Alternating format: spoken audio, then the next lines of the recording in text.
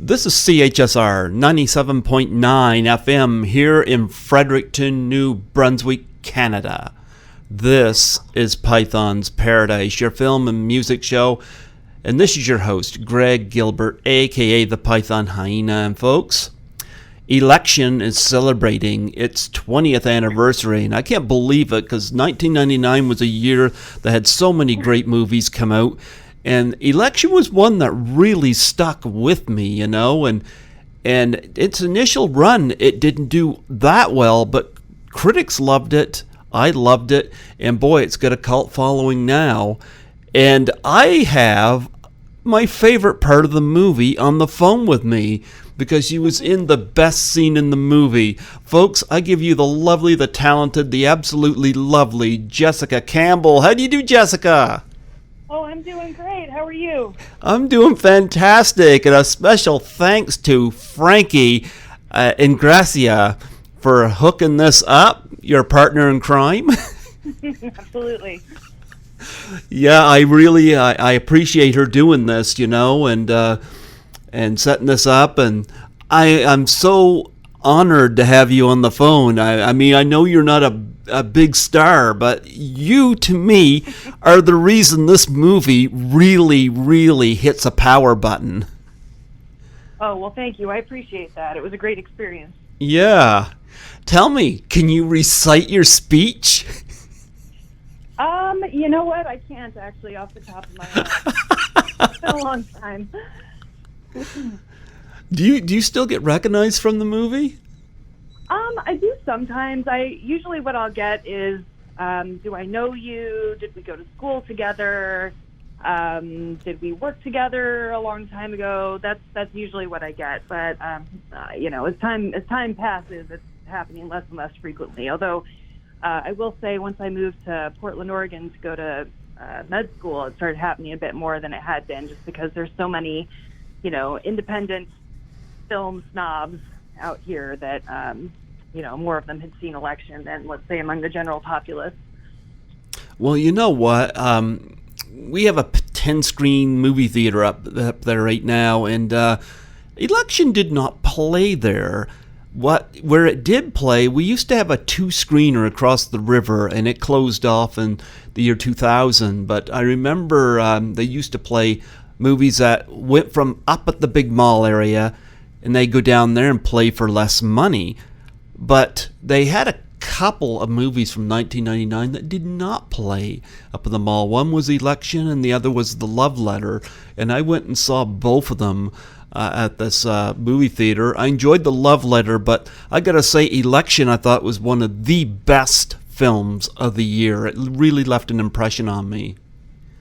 Well, thank you. I appreciate that. Yeah, it was, you know, it was kind of a strange movie because I feel like they didn't really know how to market it. Mm-hmm. I remember thinking at the time that the way that the previews looked, and the fact that MTV, I believe, was one of the co-producers on it, or maybe they were one of the distributors. Anyway, people thought that it was just kind of like a teen film, like your classic teen film that was coming out in the 90s, and it absolutely was not. I mean, it was for adults. It had adult themes. And so I think it was just, I'm not sure that the marketing team really knew what to do with it, and I also think that the public wasn't really sure what to make of it. So yeah, it was a strange release, and I think that's why it was so slow to pick up steam. But it definitely picked up steam over the years. Well, it's interesting because the highest grossing film that year was Star Wars Episode 1, The Phantom Menace, and now it's funny how so many people hate that film. Yeah. and how Election has kind of really landed on so many top 10s that year. Right. Well, because it's smart, you know, and it touches on some pretty timeless themes in politics, and I think it's ever more apropos given what's going on in this country right now, especially. And so, yeah, it's, you know, Alexander Payne, you got to tip your hat to him. Both he and Tom Perrotta were kind of like a power couple in making that film. Yeah, well, I'm glad I got to see it. How did you get the part as Tammy in this film? Was it just a standard audition? No, so actually the part had already been cast. And as I understand it, the original actress, it wasn't quite working out. I'm not totally clear on the details of why.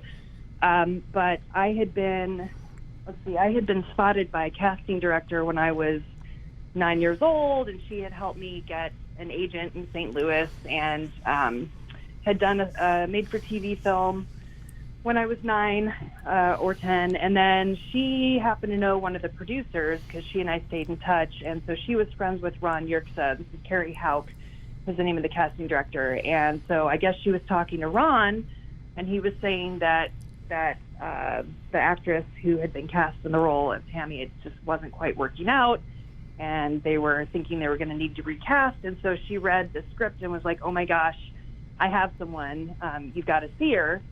And so I got put on tape. It was an on-tape audition, and then sent it in. And honestly, I didn't think I was going to get it. I did the taped audition. I was like, yeah, whatever, we're going to release that into the universe. And then my mom and I went off to France, off to Europe for a little trip with some family friends. And so from what I understand, Alexander watched that tape and just cast me basically sight unseen beyond what I had put on the tape. And I think one of the things he loved, I heard later, was that I had braces at the time, and that I just, had that awkward, real, authentic 14-year-old thing about me, because that's who I was at that time.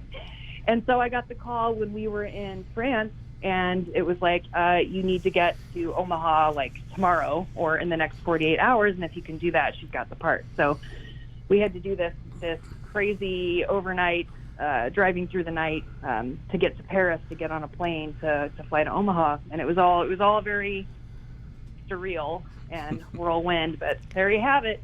That was that. Well, you get a great cast in this movie, but I got to say, you're the standout to me. You're so terrific in this movie. That speech, we got to talk about that speech, because anytime I think of the movie Election, that is the image that comes up in my head, is you delivering that speech. And we've all been there. I've been out of high school for over 30 years, but still, we've all gone to these stupid campaigns, and people giving so many phony, we're going to do this, we're going to do that. And you hear that even in politics today. I won't name any names. But boy, your speech really hit some truths. Talk about that speech. Was it in the script, or how much of that came from you? Oh no, that was all the script. Mm-hmm. And, what's funny is, oh my goodness, the day that we went to film that, I don't know if I had, because I'd fly back and forth to St. Louis because I was still in high school at the time, and so if there were breaks in between periods when I was shooting, I'd have to fly home and jump back into my life. And so I can't remember the exact context, but for some reason I was not entirely prepared on the day that I was supposed to be giving that speech. And it was like every anxiety nightmare you've ever had, where you show up to school and you're not wearing pants, or there's a big exam and you're not ready. Like, that was my life that day. I for some reason thought that I was going to have, because I'm a pretty quick study, I can memorize things pretty quickly, and so I had the basic gist of it, but I guess I thought I had a little bit more time to memorize it than I did. And as it turned out, I didn't. They fully expected me just to be ready to go sooner than I was anticipating. And so I'm standing there, and I knew the first couple lines, and then it was just like my mind went blank. And so I think and there actually was an audience, because they had extras on set to be there, to be the students at the assembly. And they were all just staring at me expectantly, with, the production team and Alexander staring at me. And I just, it was awful. So anyway, we broke. I think they realized, like, she needs a little more time. So we broke, and I took that lunch to go and get the thing memorized, and then came back and delivered it, and it was word for word what was on the page. That was a great moment in the film. How do you feel about that today? Do you get that brought up, like sent to you, or any such forth, especially during the political situation today? I wouldn't say that anyone Well, yeah, I mean, I have had some people in my life that we've discussed just how much that hits close to home these days. And I will say, as an individual who's become more politically engaged over the last, 8 years or so, and particularly the last 3, that I just really feel like Alexander and Tom Perrotta, I mean, they were ahead of their time just in terms of calling out what politics is, and little did they know where things would be going. So, I actually reflect on that film, and particularly on Tammy's speech a lot, just in terms of speaking to just kind of the cesspool that politics is and has become. And it just feels all very cynical and self-serving at this point. And I think that's probably why Election will go on to be considered a timeless film, because it just speaks truth. Yeah, I love that first line. Who cares about this stupid election? Yeah. And everybody just silence. Yeah. Because, most people don't. And especially in the U.S., it's like, how many people are completely politically disengaged? I mean, in the 2016 election, roughly half the country didn't even bother to vote. And it's because they just feel like, what is the point? Nobody cares. Politicians are liars. Mm-hmm. And which I think is a mistake. I mean, that's becoming demoralized. It basically allows bad guys to win. It's like, that's your civic duty, is to get politically involved. And if you don't like the candidates that are getting put up, then we need to participate. And, people need to consider running for office, because if you don't, who's running? People you don't believe in or care about, or think that they care about you, that's a problem. That's a broken political institution. I think you should run. Yeah, I might someday. I mean, honestly, but just not right now. I got too many irons in the fire. And I love that. If I win, I will do nothing. The only thing I will promise is that if I win, I'll disband the whole student government and make sure we don't have to sit through one of these stupid assemblies again. Yeah, And truly, like, he's speaking to how a lot of people feel. Yep. Certainly in the student body, but I mean, now in the American college body politic, it's a lot of people feel that way. It's burn it down, Yep. Yeah. Yep. Yeah, well, it must have been great once you got that scene shot, and then that was a great moment. You must be very proud of that scene and very satisfied with how that turned out. I am. I feel that way about the film as a whole. I'm just very, very proud to have been involved in a project that I think was that high of quality, and I think will go on to stand the test of time. I think a lot of films, you watch them later and they seem very dated and or embarrassing, like, oh, I can't believe I did that film when I was 12 or whatever. It's like, no, I will never ever feel that way about Election. I'm just so proud and grateful to have been able to be a part of that project of that level of quality. Well, you're my third person I've interviewed from this film. I've had Molly Hagan on here, I think 3 years ago, and of course Frankie was on this year, and now yourself. And I'm very happy to promote this film. It's funny, I did a scene-for-scene analysis on Election. It must have been about 15 years ago now. And it's kind of interesting, some of the stuff that I saw, just from some of the symbolism and some of the angles and the way it was shot, and some things that I came up with that might not even been fact about the film, but just something I caught, Yeah, little things. And of course, your character, I think, was so interesting. I love it too that she wants kicked out of school, and I love it when the parents say we're going to send her to the nunnery or whatever, and you just sit there and kind of smirk. Oh yeah. I mean, to me, Tammy's clearly the smartest person in that film. She knows exactly what she's doing, but she's manipulative and calculating, but not in a malignant way, right? Like, she actually has a heart, and she's doing what she thinks is right, but she also knows how to get her way and she's not afraid to pull the strings to get what she wants. So yeah, I mean, Tammy's great. I love Tammy. I want to be friends with Tammy.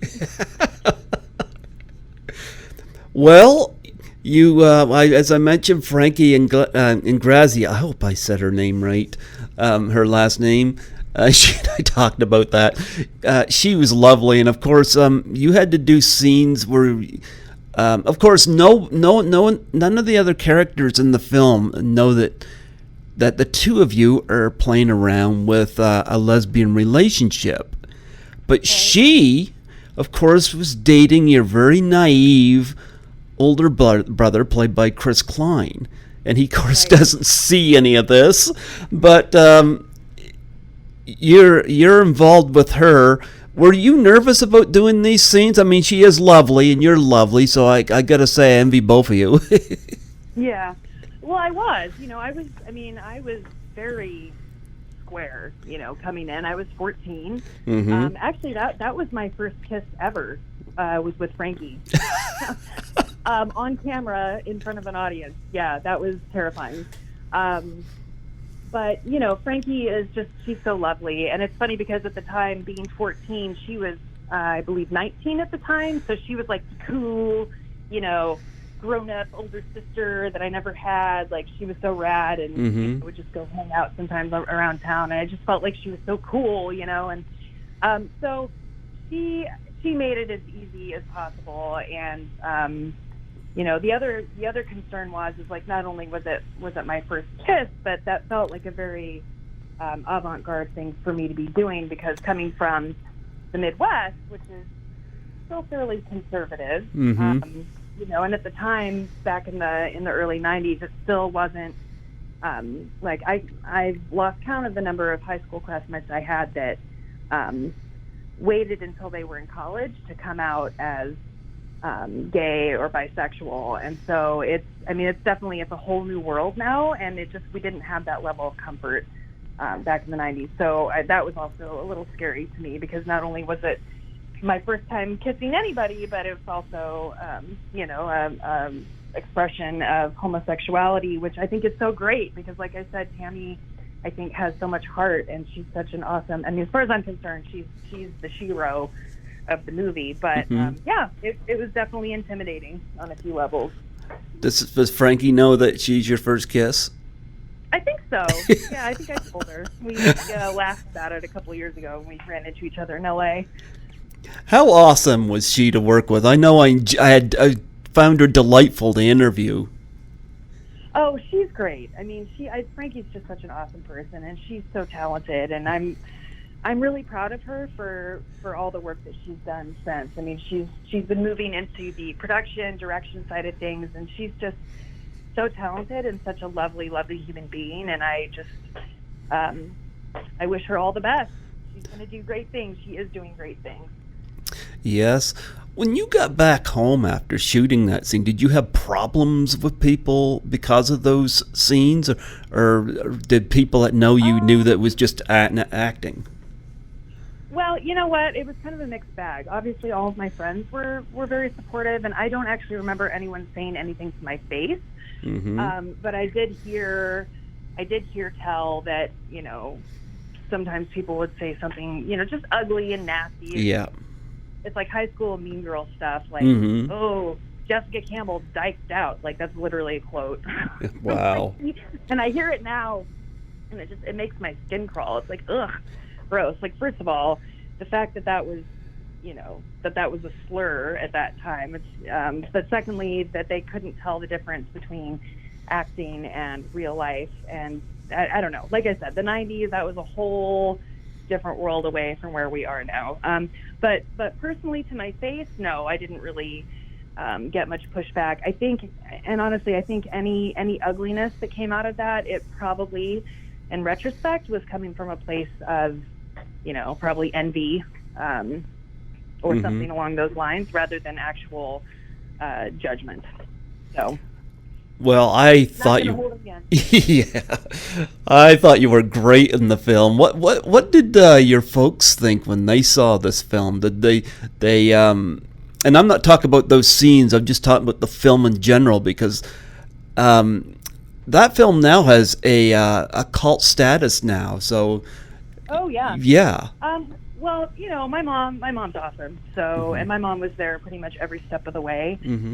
So she's always been really supportive and was supportive of my acting career. And then when she couldn't be there, actually my granddad came and stayed with me when I was filming, when my mom had to go back to work for a little while. So my whole family has always just been really supportive of everything I've done, and zero drama. So I'm very, very lucky in that sense. Yes. Well, this film definitely has a lot of interesting themes to it, and from so many directions. And of course, we mentioned Frankie, and of course, I've had Molly Hagan on there. I don't think you had any scenes with Molly, but did you meet her? I did briefly, but again, remembering that I was 14, I was the youngest person on set, and so in a way, I was fairly sequestered from the adults. There was a lot. I know that Chris, who was the next youngest on set, but because he was 18, he was part of the grown-up club. So I would be looking on eBay for Beanie Babies, right? Like that was the height of the Beanie Baby obsession. Oh wow, I still have some of those. I know, it feels like, again, it's like a million years ago. But anyway, so I'd be at the hotel room with my granddad looking for Beanie Babies, or going to the movies, or just reading, listening to Sarah McLachlan, and meanwhile the grown-ups would be doing things like going out to the bar and taking shots and chain smoking and stuff like that. So there was definitely kind of a separation. And I also had a tutor on set, so I was also keeping up with my schoolwork and all that. So I really was kind of a kid during that experience. Well, I gotta say, Chris Klein, this was a big year for him because he did American Pie the same year. Oh, it was. Yeah, it absolutely was. I mean, this is the film that launched his acting career. What do you remember about working with him, other than him sticking notes under your door and you being ready for them? He was, he's just a nice guy. He was just your normal 18-year-old high school student when I met him, because from what I understand, I mean, they plucked him out of obscurity as well. He actually went to that high school, and then they cast him because he was just so perfect for the role. So he wasn't, and it was just like hanging out with any other senior at my regular high school. Except he definitely kind of had that popular guy vibe, like he kind of came off as one of the popular football players kind of guys. But super nice guy, really, really nice. Yeah. And of course, this Reese Witherspoon, of course, has gone on to score an Oscar. And of course, when I think of Reese Witherspoon, this is actually the film I think about. She was so great as playing Tracy Flick. Amazing. Yeah, I honestly can't imagine anyone else in that role. Reese is amazing. She is the consummate professional. She's so good at what she does, and it's crazy to think how young she was when she did that film, because what was she, 22, 21, 22, something like that. But yeah, she was just always very serious about, I hate to say this, but like her craft. But no, really, truly, for her, it is a craft, and she is a master of her craft. And I felt very lucky to get to work with her, in part because I recognized her from, there was a film, and now of course I'm blanking out on the name of it, but it's set in Africa, and she played this 14-year-old girl who has to trek across the Sahara Desert to flee these poachers who murdered her family. Anyway, I just remember seeing that film, and then when I got on the set, I totally recognized her, and I was so starstruck. I could barely even, make eye contact and talk to her without stuttering, because I was just so impressed. But yeah, again, everyone on this film was so great and very kind and supportive, and to someone who was inexperienced as I was, it was just so lovely to be surrounded by professionals who were willing to help and be good scene partners. Did you have one of the Pick Flick muffins? Cupcakes? Cupcakes? Oh, I did. You bet I did. Yeah, they look good. You have that image, you're just sticking that right out. Yeah, Well, again, going back to 2016, how many times has Hillary Clinton been compared to Tracy Flick? Like, Tracy Flick stands in for every ambitious type A female now, and I don't know that that's always a fair comparison. In fact, I think, if anything, upon later viewings of election, I feel that Tracy in many ways was kind of maligned unfairly. Yeah. Because, and this is why I think the film's going to be timeless, because it's sort of like a Rorschach test. Like, it can mean all sorts of things depending on who's watching it and when, and what the social context is in which you're viewing it. So, yeah, fascinating film. Well, Matthew Broderick, I've heard comments that his character, Jim McAllister, was kind of like what Ferris Bueller would be as an adult. And, of course, he was this teacher. In a way, I identified with him because I know what it feels like to see another factor, and, of course, this factor being Tracy Flick, who you see them pulling forward in a very unfair manner, and you want to try to see if there's a way that it can be countered. And, of course, he takes a lot of the wrong paths to do that, including get involved in an affair that he really shouldn't have. That scene where he gets the bee sting, you want to talk about an act of God scene, you know? Oh, side note, so my mom's was an ER doc for about not quite 30 years, and so she was an ER doc at the time we filmed that movie, and she was the medical advisor, because at first the makeup artist, the bee sting they put on him was so completely unlike a real bee sting that my mom ran over. Was like, no, here's what you need to do. So the reason it looks as good as it does is because my mom was there advising. Oh, wow. But yeah, absolutely, it was kind of an act of God. I don't know. I mean, the Mr. McAllister role, I feel like Alexander is so good at making these films that are uncomfortable to watch, because they do hit so close to home for so many people. And, you know, McAllister, he's that guy. He's aging, and his life has been disappointing, and he's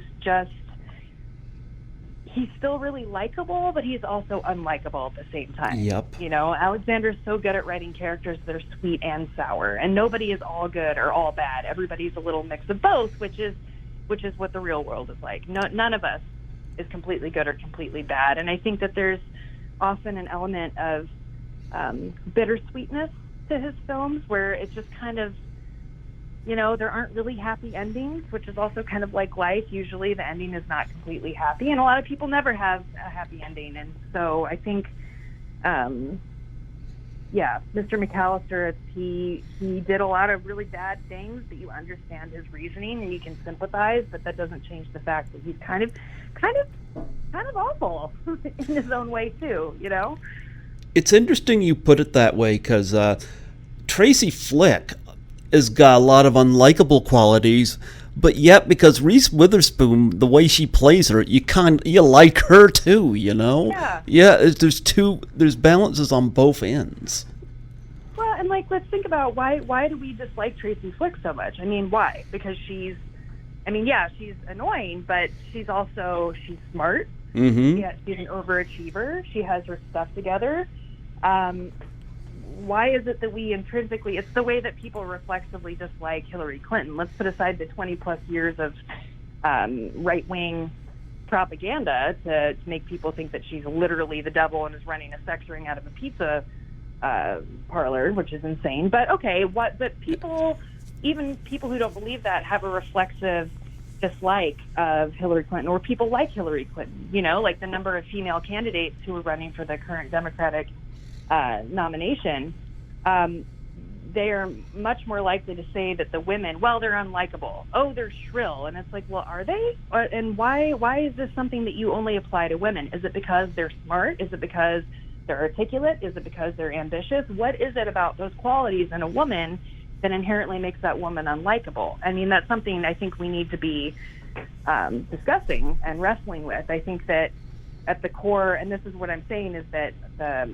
interpretation of the film is going to change over time as our social structure changes. But I really do think that Tracy Flick, if you really watch the film, I mean, she's, is she the villain? Like, is she that unlikable? Or are we just judging her for being somebody who's ambitious and tightly wound? You know what I mean?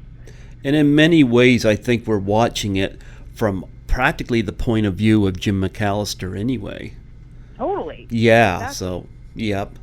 But you know what? It doesn't bother me who runs the country as long as they do a good job. I never Sure. cared whether it was male or female. It's just like my boss is female. I don't care, you know? Right. Well, and none of us should, right? Yeah. The job should go to the person who's best qualified. Exactly. Unfortunately, you know, this is the water we swim in, is that everything is filtered through different shades of inherent bias. So whether it's racism, sexism, and a lot of it is we just don't even know that the bias even exists within us. It's just we feel a certain way. So yeah, interesting times. Yeah. We live in. What were your memories of working with Matthew Broderick? Oh, well, let me tell you. The first memory I have is it was lunchtime, and so he was the big star on set, and nobody wanted to be the first to approach him or stress him out or, you know, presume to sit next to him. And so we all went through line to the catering truck, and so we're all sitting in the picnic benches kind of around him, and he's sitting pretty much by himself at the table, and everyone's sort of watching him but pretending they're not watching him. And he was like, okay, well, I guess I'll just sit here by myself then. And so at that point I stood up, got my tray, and said, I'll sit next to you, Matthew. I'm glad he did that. Yeah, so I went and sat next to him, and he just couldn't have been nicer. Yeah. You know, interestingly, my first film project that I did was with his wife, Sarah Jessica Parker, when I was 9. So I'm not sure that, I feel like I brought that up, and the one time she came to set, I didn't get to see her, but I think that's another reason why I felt more comfortable approaching and sitting next to him, is because I was like, wow, I've worked with your wife, so not that intimidated. Oh, wow. But yeah, he's great. He's a really great, very generous team partner, really talented, and just the nicest guy in the world.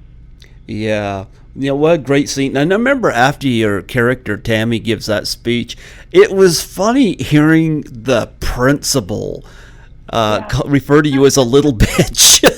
Yeah, he's a fascist, that guy. Holy cow. Yeah, and Colleen Camp in this film as well. Talk about a very funny veteran actress playing, of course, Tracy Flick's mom. Oh, yeah. Yeah. But no, did you go to the premiere of this film? I did. What was that like?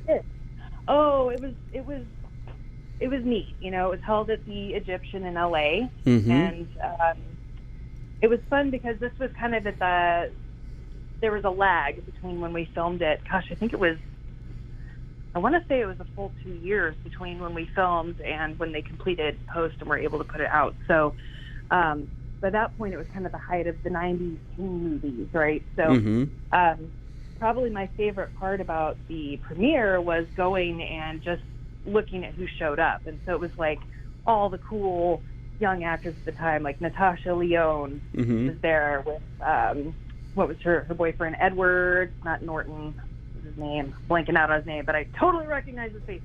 So they were dating at the time. And then I saw, you know, people from Buffy and just all the young actors. That was really exciting for me. I definitely was a little starry-eyed. And it was fun to be in LA too. It's like I was still living my normal life in St. Louis, and so it's kind of like I had this fun hobby, like this second life out on the West Coast that was completely unrelated to my real life. So it was kind of fun to jet off and rub shoulders with the stars for a little bit, and then go back home to my normal life. Go back to the Beanie Babies. Yes, I was over the Beanie Babies by that point. I don't have them, actually. They're all vacuum sealed in my attic somewhere. Yeah, I've got some that are sealed off too, but I still remember them. I don't know what happened to them, but they used to be the big thing at that time. Oh yeah. Well, everyone thought they were going to get rich, and it was just fun to collect them. I don't know, maybe someday I'll let them go, but in the meantime, I just count them as extra insulation. Yeah. Any last thoughts about working with Alexander Payne? Just that he is truly a formidable individual. He's just so smart. I mean, he's intimidating. His level of intelligence is intimidating. Really talented guy, and I have enjoyed everything he's put out, and I appreciate that he is willing to go places that are not saccharine and inherently comfortable for everybody. I think that the fact that he's willing to make people uncomfortable with his work is really valuable. And I think that what he puts out is ultimately what will stand the test of time. And so I just feel, again, so grateful to have been able and privileged to have been able to participate in one of his projects. And I hope to see him continue to put out great work in the future. Out of his other films, do you have any favorites? Probably maybe About Schmidt. Oh, that was really good. That was good, but actually I take Citizen Ruth. Honestly, probably Citizen Ruth was my first, followed by About Schmidt. Oh, he's done some great stuff, yeah.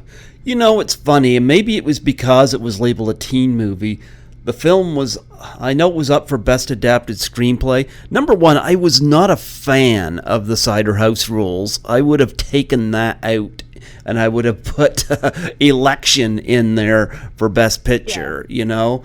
I was happy for American Beauty. I was happy for The Insider and so many other films, but I was not happy with the Cider House Rules. I love Michael Caine, but that film was I found it so disjointed. And I was like, Election, I felt like, was it just being seen as this little teen comedy? Because, like I said, honestly, I think they did not know how to market it. It just,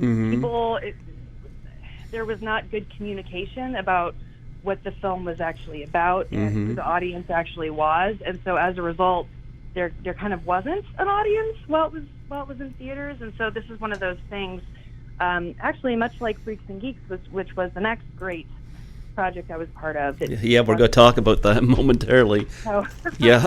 You know, at the time, it was such a good show, but it was so smart, and frankly, I think it was probably made a little too close to the era it was representing, so it just was a little too raw for some folks or something, but it just wasn't able to get traction at the time. But as the years have passed, it has gone on to be this cult classic show. And so I think part of that is just poor communication about what this project is and about who should be watching it.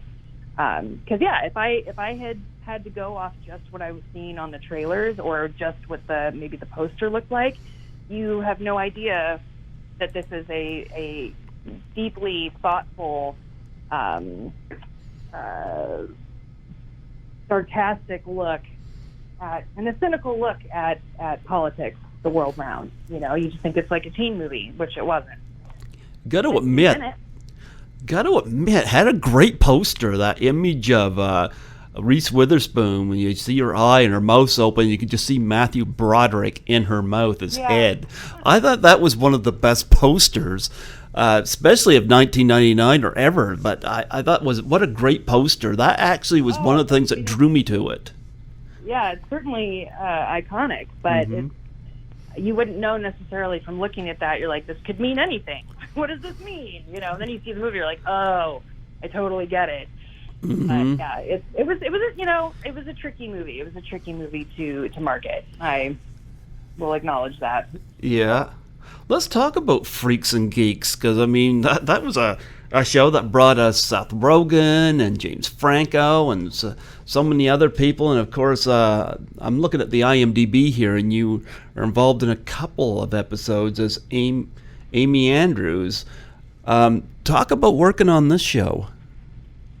Yeah, so that show, from what I understand, I was offered that role. I didn't have to audition for it. They just wrote it for me on the basis of Election. Wow. So I had actually tried out for the role that Linda Cardellini ended up landing. And I vaguely remember, I think I drove up to Chicago to go audition for that, and I wasn't quite right, but the director remembered me and really liked me, and so he spoke to Paul Feig and why am I blanking on the other producer's name? He went on to Judd Apatow. Okay. Paul Feig and Judd Apatow, and the two of them loved me so much in Election. They're like, yes, let's write her in. So they wrote me in, and I flew out, did a couple guest spots, and it was, it's funny, at the time, much as Matthew Broderick was the big star on Election at the time, I was considered, my mom told me this later, I don't remember this, but she said, yeah, you were like the big star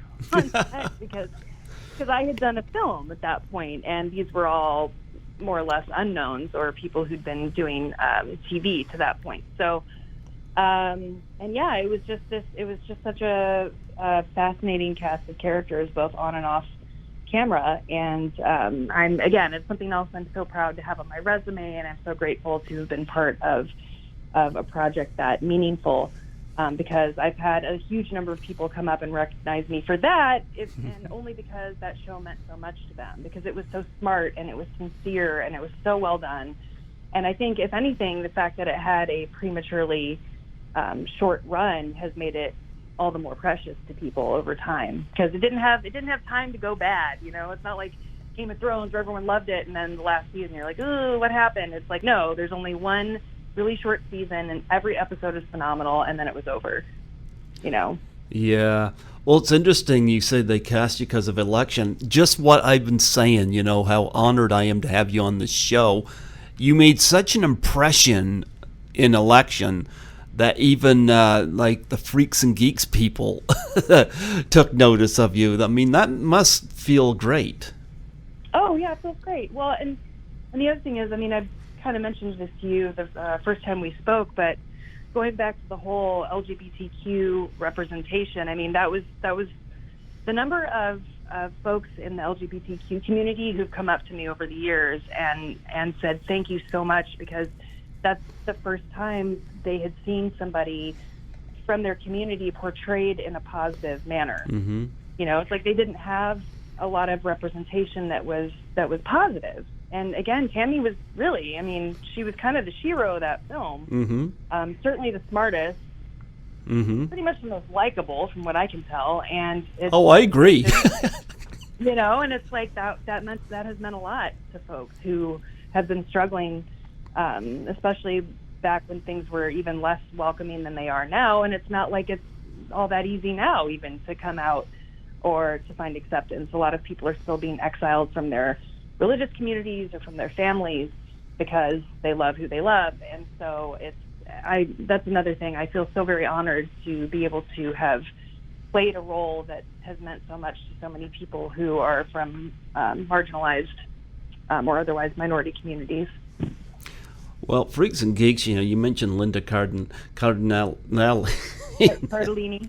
Gee, you got that better than me. Too many syllables in there. Of course, we got James Franco, Seth Rogen, Martin Starr, Jason Segel. You got a lot of people that really went on. What's that? Oh yeah, Busy Phillips. Busy Phillips. I love that name, Busy Phillips. Yeah, your daughters Cricket and Birdie. I'm like, what a great! I just love it. I love it. Joanne Garcia Swisher. Indeed. Yeah. Do you have any stories about working with any of these people? Just that they were, I know I keep saying this, but everybody I worked with, but truly, they just the nicest group of people, just really cool, fun, interesting people. Actually, Jason Segel helped coordinate, because I flew in from St. Louis, so I guess this was I think it was my junior year of high school that I did Freaks and Geeks, so I would just fly out, and I think it was maybe 2 weeks that I was there to film, and then I would fly back. Mm-hmm. And so while I was there, I had heard about the Magic Castle, which is this super awesome magician's castle. So you wander amongst all these rooms in this building that looks like a castle, and then you see different performances, and there's hidden rooms where you have to pull a book, and there's a secret door, and you go through. Anyway, it just sounded really amazing and magical to me, and I wanted to go so bad, and Jason was able to coordinate getting tickets so that I could go, and he's just such a cool guy, and I was so grateful for that. He's trying to forget Sarah Marshall. Yeah, that's what I hear. That's what I hear. And then, Seth Rogen. So that was, I don't know, it's like all my firsts are on film. So my first kiss was with Frankie on film. My first makeout, like making out with somebody, was with Seth Rogen on camera, again, in front of my mother. Yeah, so that's my Seth Rogen memory. But he was very gracious and really loved. They were all just so lovely. Did he do the laugh? Yeah, he always does the laugh. That's kind of his real laugh. I recall. It's been a while. Yeah. And, of course, you mentioned Sarah Jessica Parker. Of course, you worked with her in The Best Interest of the Children, a TV movie. Talk about working with her. Honestly, that was so long ago. I don't have a whole lot of recollections, except that she was very serious when we were in scene. So it wasn't like she'd break character and be joking around in between, because that was a pretty heavy film. It was based on a true story, and she was playing this incredibly damaged individual who's, anyway. So I was with the children. We were sequestered usually away from the adult actors with the child wranglers, plus we had our tutors, plus we had, so I didn't really get to spend a lot of time with her one-on-one. Okay. But from what I could tell, she seemed, she's just a very serious actor and, believes in taking her work seriously. And I have really enjoyed, it's been kind of fun as an adult or as I got older to watch, I also became obsessed with Sex and the City, and lately I've been watching The Divorce, and I so enjoy watching her work. It's crazy to think we worked together. So many years ago. And you were in The Safety of Objects. You got to work with Glenn Close. What was that experience like? She is, again, a very serious actor and an incredibly generous scene partner. So she's somebody I was very intimidated to work with. It was one of those, I definitely had imposter syndrome going in, thinking there's just no way in hell that I'm qualified to be sharing a scene with Glenn Close. But it was an amazing experience, and she's just a lovely human being. She got me I turned 18 on set, and she gave me a little bracelet for my birthday engraved with my initials, and I had fun playing with her Papillon, her little dog. Okay. And yeah, she's great, and I still stand in awe of her talent as an actor.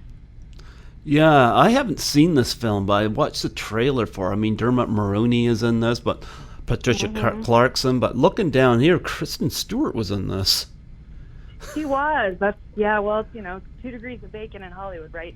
Yeah, It's funny because Kristen, it was kind of like the reverse situation that I was in as a younger actor, where it's like, by that point I was part of the older crowd that would hang out and, kind of party in between, on the weekends with the grown-ups. And Kristen was definitely a child when we were filming that. And so I just remember she's always going to be in my head. She's always going to be 9 years old, or however old she was when we shot that.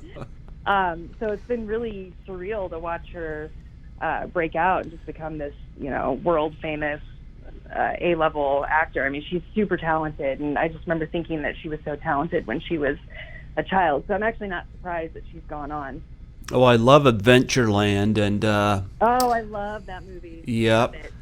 And I'm trying to think of the name of the other ones you did with I can't remember it. Jesse Eisenberg and her were in Adventureland. They were also in another film together too, and it was an action film, and I can't remember the name of it off the top of my head. But no, it was really good, and it was. I hear a lot of people complain about her because of Twilight, but I'm like, you dig deeper and you see a lot of great stuff out of her, Well, and you know what? The fact of the matter is, I mean, the whole Hollywood experience, and this is why, for me, honestly, it was a much better hobby than a lifestyle. Like, it just wasn't. I really enjoyed it. I'm so glad I have my time in it, but it's just, it's just not, it's not for me.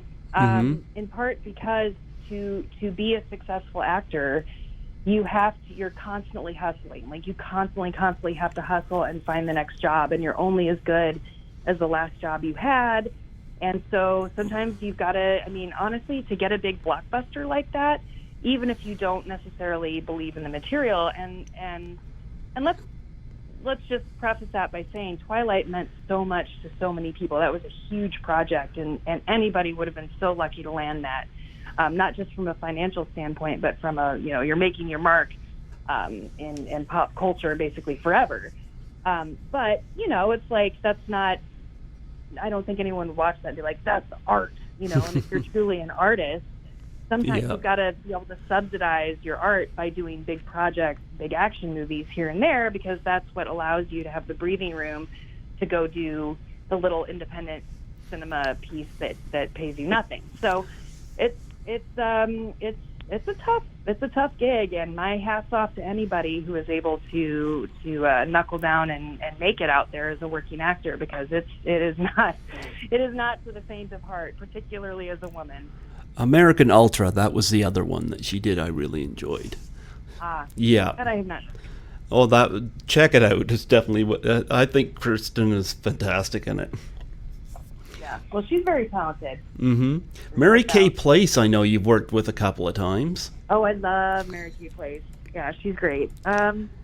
She's somebody who, speaking of knuckling down and making it as a working actor, I mean, she's so talented, and she has figured out the system.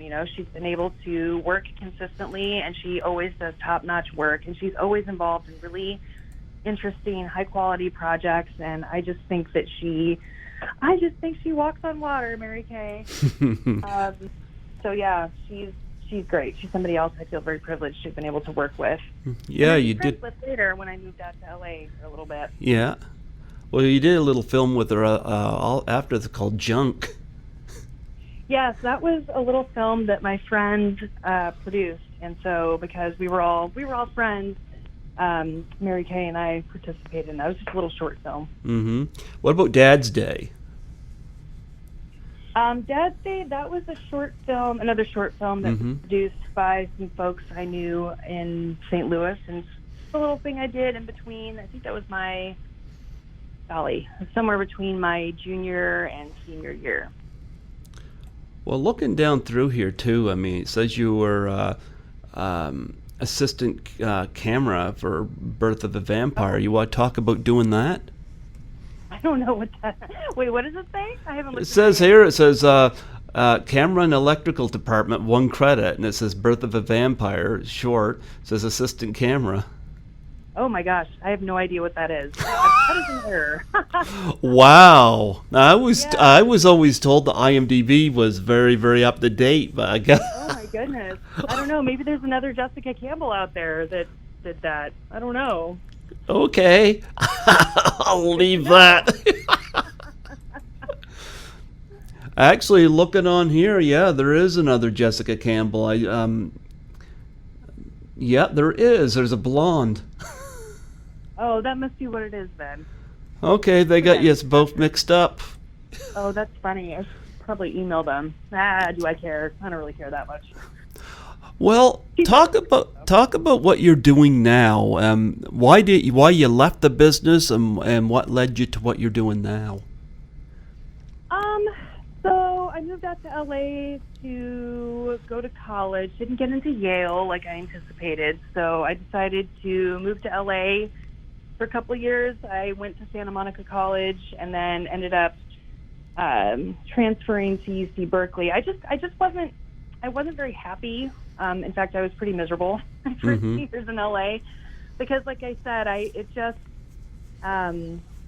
acting was a really fun hobby for me, but it just wasn't a good lifestyle. I mean, if one has any predisposition towards anxiety or depression or eating disorders or anything negative like that, if you move to a city where the whole industry is based off of, who do you know, how skinny are you, how, it just was a pretty toxic environment for me. So, Yep. and then there's no leaving it.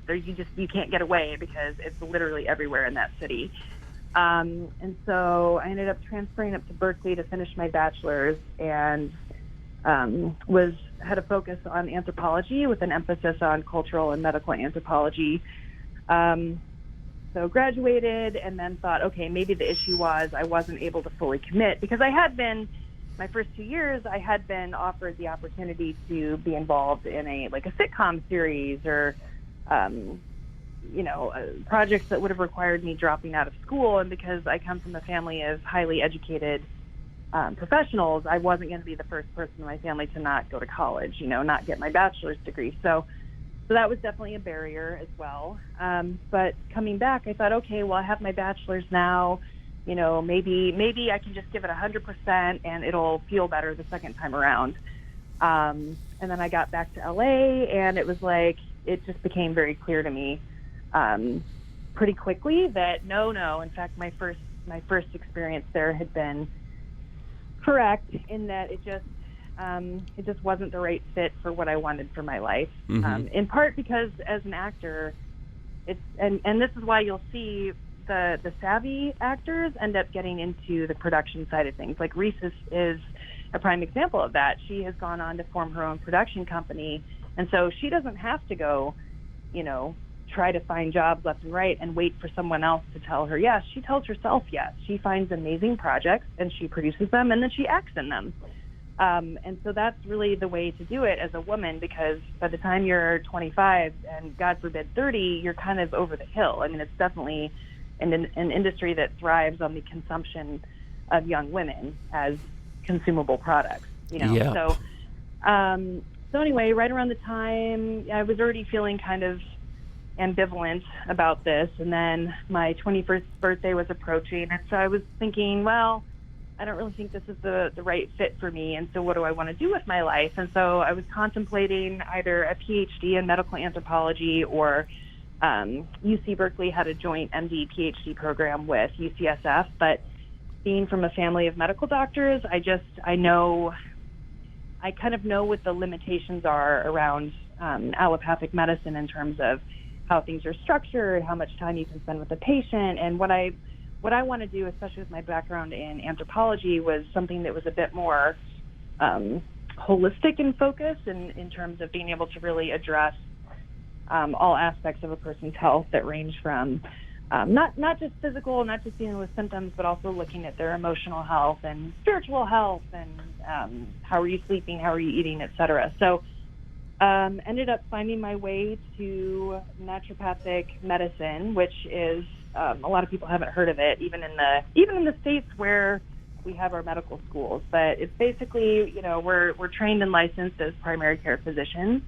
But I am pursuing extra training in naturopathic oncology. So what I do is work collaboratively with local conventional MD oncologists, and I work with cancer patients to help minimize the side effects of chemo, radiation, and surgery, and help them bounce back faster after treatment is completed, with a better remission experience and hopefully better remission retention. But I also treat people like anything you would go see your family doctor for, a primary care doc for. So people with digestive upset, people who have horrible anxiety and depression and can't figure out why, people who are creeping towards diabetes and want to reverse that, or have been diagnosed as type 2 diabetic but want to see what they can do to reverse that and come off their medications. So that's what I do. And then I also received a master's in acupuncture as well. So I also practice acupuncture. Oh, wow. Do you have any charities that you're involved with that you want to plug on here? Yeah, so I donate my time to the Returning Veterans Project. So this is post 9/11 veterans who are seeking care, particularly around chronic pain, anxiety, PTSD. So what would be really great is if people would be willing to donate to RVP, but that also includes time. So I'm also looking for other practitioners, body workers, physicians, acupuncturists, counselors, who'd be willing to donate their time for free to the RVP, because there's a huge need in the veteran community and not enough providers. I'm also a huge fan of the Sierra Club and Planned Parenthood. So those are two other charities that I like to donate to, and I encourage other people to donate to as well, particularly given the current political situation in the U.S. I mean, in my home state of Missouri, the Republican-dominated state legislature has done basically everything they can to outlaw abortion, which is illegal. Mm-hmm. But in addition to shutting down pretty much all, I mean, there's one remaining Planned Parenthood clinic. Even if you're opposed to abortion, if you don't like abortion, then women should have access to contraceptive care and reproductive care, and a lot of women don't have that now. And so Planned Parenthood is definitely on the vanguard of protecting women's rights to contraceptive care and just general health care, getting PAPs, pelvics, and breast exams. And so as a feminist, Planned Parenthood is one of my top charities to donate to, because I think it's important. We have the right to health care and bodily autonomy. It's funny how that idiotic film Unplanned villainized Planned Parenthood. And I've seen clips from that, and I just shook my head. And they call that based on a true story, but I'm looking at it saying, really? Yep. I know. Yeah, I did not see the film, but I haven't heard anything good about it, and I have no desire to see it. As far as I'm concerned, a woman's body is a woman's body. It's not for me. By the way, Unplanned was written by men. Of course it was. And you know what? The vast majority of these laws that are getting passed in these GOP-dominated states, they're written by old white men or by men. There are no women, and the few women that are there are fanatics. You know, they're usually fundamentalist Christian of some kind or the other, Catholic, evangelical, whatever you want to call it. But either way, you know, their understanding is that the woman's primary job is to be a wife and a mother, those are beautiful things. Like, I am a mother, I was a wife, but that's not my only identity. And part of the reason why I'm able to cherish my motherhood is because I had the right to choose when I wanted it. And a huge part of that, the main part of that, was because I had access to birth control. Mm-hmm. You know, and so this is what I don't understand. I'm like, okay, let's leave the abortion question aside for a moment. If mm-hmm. people if you want to minimize, and I agree, like I want abortion to be legal but rare, right? I don't want people to need it. It should not be it should be a last resort, you know. But if you want that world, why aren't we giving birth control access to everybody? It should be super easy to go have to access birth control, to access contraception, but that's. These same people who are working to outlaw abortion are also working to minimize access to contraceptive care. It just makes my head want to explode. So, yeah, that's the environment we're in these days. Well, I grew up a Christian, you know, and I still am one, but I don't go to church anymore because of it's become too much about money and not enough about care. And some of these arguments just go over my head, and I have to deal with people my own way, just like Jesus himself did, you know. So, yeah. And, you know, I was raised, I'm a confirmed Episcopalian, and so what I grew up understanding was that God is love, Jesus is the expression, the embodiment of love and forgiveness, and you're supposed to love your neighbor as yourself, turn the other cheek, et cetera, et cetera. And he spent lots of time hanging out with, you know, the whores and the drunks, and he loved them and forgave them anyway because he acknowledged their basic humanity. And so what upsets me about I feel that Christianity in the United States has been weaponized. And it has been turned into this cudgel that's being used to beat the opposition over the head in this incredibly hypocritic and unchristian way. It's like all the things that Christ said and believed in that you're supposed to believe in as a Christian. It's these people are acting in exactly the opposite way, and yet claiming the mantle of true Christianity. It just makes me ill. Yep, I agree. Yep, I agree with you 100%. Well, I'm going to tell you what. I would love to donate to one of your charities, anyone you pick, if I could throw a challenge out to you. What's that? Okay. You mentioned suicide depression awareness. Yeah. Yep. And you remember when the Ice Bucket Challenge took place? Mm-hmm. Okay. After that one was successful, unfortunately, we lost Robin Williams. That's right. Yep.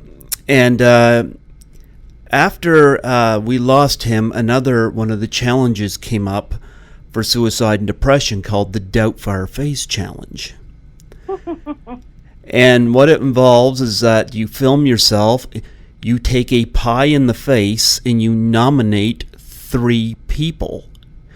And if you want to throw a link out to whatever suicide and depression awareness thing, if people want to look into that, you can. And what I've been doing with some of my guests is that I would donate to one of their charities, whatever one they want me to, and they do a Doubtfire Face challenge, and I'll put it up on my YouTube, and my YouTube's not monetized, so I won't make any money off it. And that way, if people see that, they could hopefully be inspired to keep going, because I've dealt with depression in the past, and it's not dealt with seriously enough. No, it's not. Yeah.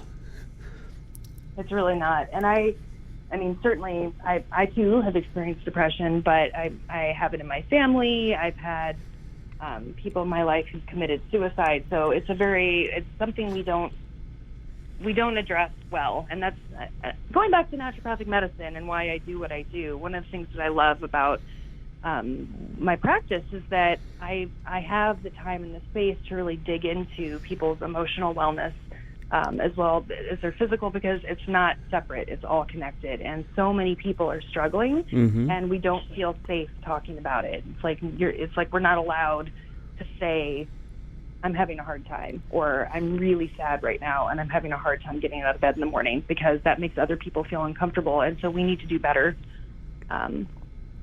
about that, and do better with that as a society. Yep. So, yep, totally support it.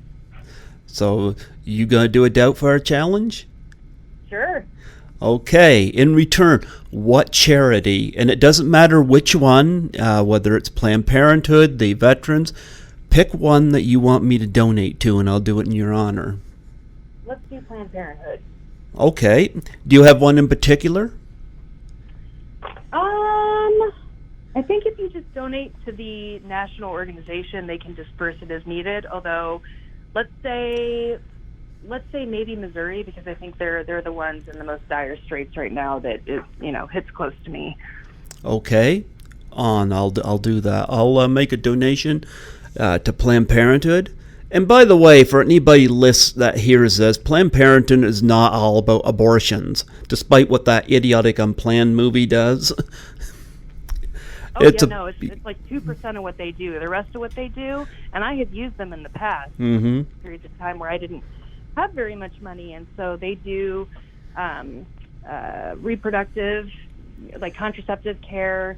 They do pap smears, pelvic exams, breast exams. They can do, like for people, they do prenatal care. So for women who want to actually have access to medical practitioners while they're going through their pregnancy, they do all kinds of, they do sexually transmitted infection testing, and they can help people, like give them medication if they need it. It is a wonderful, wonderful organization, and it just makes me heart sick that it has been painted with such an ugly brush by deeply cynical conservatives with an agenda. All right then, Planned Parenthood in Missouri it is. I'll make a donation to that, and you do a Doubtfire challenge. Take a pie in the face, film it, and nominate 3 people. I'm trying to get the industry involved, so if you want to nominate Frankie, go ahead. Okay, I'll see what I can do. All right. Well, that's good. I think that's great. And I'll let you know when I make my donation, so you'll be aware of it. And I'll probably message you on Facebook about that, unless you have another way that you prefer I contact you. But that's generally how I've contacted you before. Okay, great. And then is your Facebook page, can I just go back to the messages and access your page that way, or is there a different name for your... Yeah. Do you mind if I add you on Facebook? I mean, it's up to you. Yeah, go ahead now. Yeah. I'll add you on Facebook. I've got Frankie, so... Okay, perfect. I'll add you, and then I'll keep you in the loop about this. That is one of the things I've done with this show, is because suicide and depression. I have not dealt with suicide, but depression, it just hits you out of nowhere. Absolutely. Yep. So when I heard about this challenge, I thought, well, I'm going to go for that. Plus, I grew up with that style of humor, and I've always loved it, and I kind of miss it. What, the dark style of humor? Or No, the old slapstick, pie in the face, and all that stuff. You don't see it much anymore. Huh? You don't. I was going to say, side note on Robin Williams. Well, a couple things. One, so it looks like he had a kind of dementia, which is a Pick's dementia, but anyway, it's the kind where you start hallucinating, and so it wasn't just depression and suicide. He actually, he was having cognitive, pretty severe breakdown due to a dementia process. But secondly, I waited on him when I was back in LA the second time. I was cocktailing at a 5-star hotel in Santa Monica. And, someone at the table recognized me, and I had actually run into him. I after election premiered, I got invited to the Vanity Fair party. So I remember I went in this beautiful designer dress, which to this day I'm kicking myself because no one took pictures. But anyway, I was right outside the Vanity Fair party, and I saw Robin Williams getting out of a limo, and I was like, oh my gosh, Robin Williams. Oh, like I loved him so much. And so I ran up to him, and I said, I'm sorry, I don't mean to bother you, but I just want to let you know that I love your work so much. And he was so nice. He said, oh, thank you so much, and was smiling at me and was incredibly kind to me. So I ran off, and that just made my night. But anyway, cut to however many years later, maybe like 7-8 years later. So I'm waiting tables. He's at my table, and someone recognized me and said, excuse me, we recognize you from election, and we just want to let you know we think you did such a great job. And Robin Williams was kind of nodding along. He's like, yeah, you did really good work. And he said, it's so nice to meet you. And I said, actually, Mr. Williams, we met outside the Vanity Fair party so over many years ago. And he said, oh, Lord, I hope I wasn't a complete asshole. I think that's when I was drinking again or whatever. And I was so taken aback that he said that, because it was so the opposite of what had actually happened. I said, no, you were wonderful. You were really, really nice to me, and I really meant the world to me at the time. And he said, oh, thank God. He was visibly relieved. But I keep reflecting on that, and then I found out that he'd hanged himself a few years later. And boy, what a guy. Anyway, that's my Robin Williams story. Well, you know what? It's sad we lost him, too, because there was nobody else like him. No. Nope. No. And there probably won't be ever again. Nope. Well, I'll tell you what. Planned Parenthood in Missouri, I'll make a donation, and I'll leave you to do a Doubtfire Face challenge. So. Sounds good. Can I just use straight whipped cream? Is that all right? Sure. Right, sure. perfect. Yeah. Right. Yep. Well, my son will be very excited to get in on this. Well, you know what? I've done 2 of them. One I've done. The first one I did, which a friend of mine shot, and then I did one with one of my guests when I was in Toronto. Not this year, but last year. So I was happy to do one with one of my guests. So, and I've had a few of. People's been on my show do one, so yeah, that's kind of my charity contribution. Right on. Well, it's Yep. important, and especially now, I just feel like, the more we can reach out and be kind and supportive and help worthy causes, the better society will be. We need to help each other. Absolutely. Well, we're almost I'm coming to the end of time here, but do need to ask, are you ready for Christmas? Is Santa Claus finding you? Oh my gosh, I'm so far behind as far as I was running around like a crazy person today. So tonight I'm going to be, once my son is in bed, I'm going to be frantically wrapping presents, and then as soon as I hang up with you, we have to finish decorating the tree, and then after that it's going to be just general insanity and cookie making and pray that we get in under the wire. How about yourself? I'm all done. I've been done for weeks. Oh, ooh, you win. That way next year. Oh, I try to get done early because malls just get hectic. Oh my gosh, tell me about it. Well, again, driving around today, I was like, you gotta be kidding me. It took me 40 minutes to get downtown. It's normally maybe a 15-minute drive. Yeah. So, yeah, I'm not into it. Not a fan. Yeah. Well, I was really happy to get you on here today and have you on here. And again, once again, a thank you to Frankie and Grazia for hooking this up. And Oh, absolutely. do you still see her much anymore? I don't. I really only saw her that time I flew down to LA. I see her on Facebook, or on social media. But yeah, she's got her busy life down in LA, and I'm up here in the Pacific Northwest. And if she comes up here, I hope to see her. I don't see myself going back to LA anytime soon. Well, you know what? I've never been to the States, and with the way things are going there right now, I'm a little fearful. It's like every other day you turn around, you hear about a shooting. It's like, why can't people just behave? Well, I mean, I've got my own theories on that, but I think one of it is, one, the wheels are coming off at every possible level. It's, environmentally, economically, a lot of things, even though the numbers keep getting touted by the people in charge. Oh, lowest unemployment ever. And it's like, okay, well, yet the cost of basic living expenses keep going up. The cost of housing has gone through the roof. Everybody's in debt. It's just, there's just a feeling of instability, and I think people are kind of losing their stuff. So they are expressing that by going out and committing violence, particularly against people they view as the other, which terrifies me because on a personal level, my son is being raised primarily Jewish, and it scares me when I take him to synagogue or to Hebrew school. I always have a moment where I'm sitting by the door going, okay, well, if someone blasts in shooting, like, which door do we run to? I mean, it's a terrible thought. But that's kind of where we are right now, and I hope we can get through this. And you want me to tell you it's something that's worse is that people will blame this on video games and violent movies. That's their out on this. I know. Yep. I know.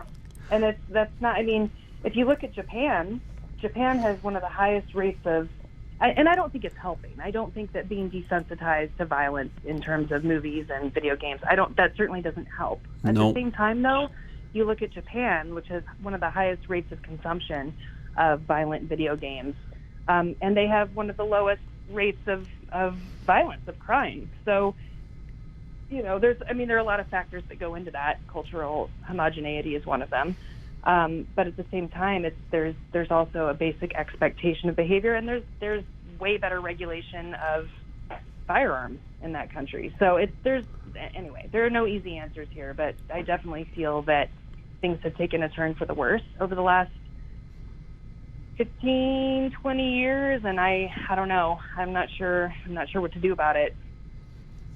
Yeah. And one more thing, too.